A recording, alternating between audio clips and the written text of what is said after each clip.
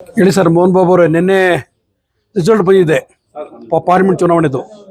So ಇದರಲ್ಲಿ ನಿಮ್ಮ ಅಭಿಪ್ರಾಯಗಳು ಏನೇನಾಯಿತು? ನೋಡಿ, ನಾವು ಎಕ್ಸ್ಪೆಕ್ಟ್ ಮಾಡಿರಲಿಲ್ಲ. ಯಾಕೆಂತ ಹೇಳಿದ್ರೆ ನಮ್ಮದು ಒಳ್ಳೆ ಕ್ಯಾಂಡಿಡೇಟ್ ಸಿಕ್ಕಿದ್ರು ನಮಗೆ. ರಾಜೀವ್ ಗೌಡ, ಪ್ರೊಫೆಸರ್ ರಾಜೀವ್ ಗೌಡ ಅವರು, ಅವರ ಹಿನ್ನೆಲೆಯನ್ನು ನೋಡಿದಾಗ ಒಳ್ಳೆ ಉತ್ತಮವಾಗಿರ್ತಕ್ಕಂಥ ಒಬ್ಬ ಕ್ಯಾಂಡಿಡೇಟ್, ಅರ್ಹತೆ ಇರ್ತಕ್ಕಂಥ ಒಬ್ಬ ಕ್ಯಾಂಡಿಡೇಟ್. ಆದರೂ ಜನ ಈ ಸೆಂಟ್ರಲ್, ಈ ಬೆಂಗಳೂರು ಅರ್ಬನ್ ಸಿಟಿ ಇರೋದ್ರಿಂದ ಈ ವೇವ್ ಹೋಗಿದೆ.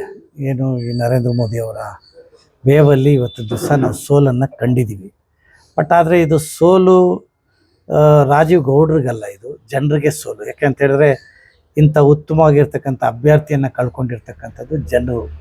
ಹಾಗಾಗಿ ಇದು ಜನರದ ಸೋಲು ಅಂತೇಳಿ ನಾನಾದರೂ ಭಾವಿಸ್ತೇನೆ. ಆದರೆ ವಿಶೇಷವಾಗಿರ್ತಕ್ಕಂಥದ್ದು ನಮ್ಮ ಕ್ಷೇತ್ರ.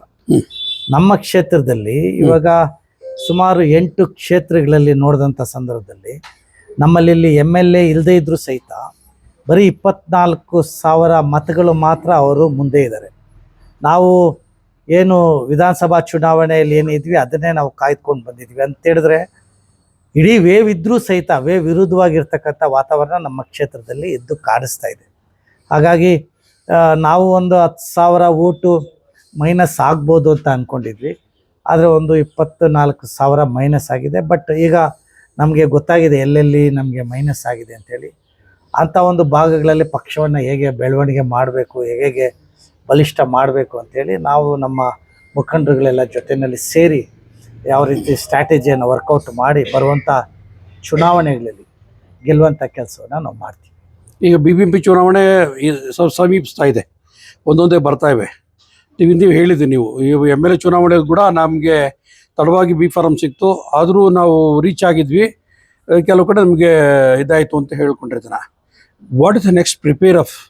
ಭಾಳ ಏನಿಲ್ಲ, ನಾನು ಇವತ್ತೇ ಹೇಳ್ತಾ ಇದ್ದೀನಿ ಕೇಳಿ. ನಿಮಗೆ ಲಾಸ್ಟ್ ಟೈಮು ನಾನು ಹೇಳಿದ್ದೆ, ಈಗಲೂ ಹೇಳ್ತಾ ಇದ್ದೀನಿ ಕೇಳಿ. ಇದೇ 11 ವಾರ್ಡ್ ಇದ್ದರೆ 100% 9 ವಾರ್ಡ್ ನಾವು ಗೆಲ್ತೀವಿ. ಏನು ಏನು ಏನು ಏನು ವಿಶೇಷ ಕಾನ್ಫಿಡೆಂಟ್ ಅನ್ನೋದ್ರಲ್ಲಿ? ಕಾನ್ಫಿಡೆನ್ಸ್, ನಾವು ಕಾಂಗ್ರೆಸ್ನ ಕೆಳಮಟ್ಟದಿಂದ ಬಂದಿರತಕ್ಕಂಥದ್ದು. ನಮ್ಗೆ ಗೊತ್ತಿದೆ ಈ ಕ್ಷೇತ್ರದಲ್ಲಿ ಹೇಗೆ ಕಾಂಗ್ರೆಸ್ ವಾತಾವರಣ ಇದೆ, ಕಾಂಗ್ರೆಸ್ ಪಕ್ಷ ಎಲ್ಲೆಲ್ಲಿ ಬಲಿಷ್ಠವಾಗಿದೆ ಅಂತೇಳಿ. ಹಾಗಾಗಿ ಅಂಥ ಒಂದು ಕಾನ್ಫಿಡೆನ್ಸ್ ಮೇಲೆ ನಮ್ಮ ಕಾರ್ಯಕರ್ತರು, ನಮ್ಮ ಮುಖಂಡರ ಮೇಲೆ ಯಾವ ರೀತಿ ಇಡೀ ಕ್ಷೇತ್ರದಲ್ಲಿ ಈಗ ಕೆಲಸ ನಡೀತಾ ಇದೆ ಅನ್ನುವಂಥದ್ದನ್ನು ಅಳತೆಯನ್ನು ಮಾಡಿ ಆ ಕಾನ್ಫಿಡೆನ್ಸಿಂದ ನಾನು ಹೇಳ್ತಾ ಇದ್ದೀನಿ 100% ನಾವು 9 ವಾರ್ಡ್ ಗೆಲ್ತೀವಿ. ಹಿಂದಿನ ಕೃಷ್ಣಪ್ಪನವರ ಕಾಲದ ಕಾಂಗ್ರೆಸ್ ಏನಿತ್ತು ಅದು ಮರುಕಳಿಸ್ತದ? 100%. ಈಗಲೇ ನೋಡ್ತಾ ಇದ್ದೀರಲ್ಲ, ಬರೀ 24,000 ಮೈನಸ್ ಅಂತ ಹೇಳಿದ್ರೆ ತಮಾಷೆ ಅಲ್ವಲ್ಲ. ಇಡೀ ಕರ್ನಾಟಕ ರಾಜ್ಯದಲ್ಲಿ, ಇಡೀ ಬೆಂಗಳೂರಲ್ಲಿ ಅಷ್ಟಷ್ಟು ಲೀಡ್ಗಳು ಬಂದಿರುವಂತ ಸಂದರ್ಭದಲ್ಲಿ KR ಪುರಂ ಕ್ಷೇತ್ರದಲ್ಲಿ, ಅದು MLA ಇಲ್ದಿರ ಇರ್ತಕ್ಕಂಥ ಕ್ಷೇತ್ರದಲ್ಲಿ ಬರೀ 24,000 ಮೈನಸ್ ಇರ್ತಕ್ಕಂಥದ್ದು ಅದು ಕಮ್ಮಿ ಅಲ್ಲ. ಅಂದ್ರೆ ಪಕ್ಷ ಎಲ್ಲಿ ಬಲಿಷ್ಠವಾಗಿದೆ ಅಂತ ಹೇಳಿನೇ ಅರ್ಥ. ಕಾರ್ಯಕರ್ತರಿಗೆ ಯಾವ ರೀತಿ ನೀವು ಕರೆ ಕೊಡ್ತೀರಾ?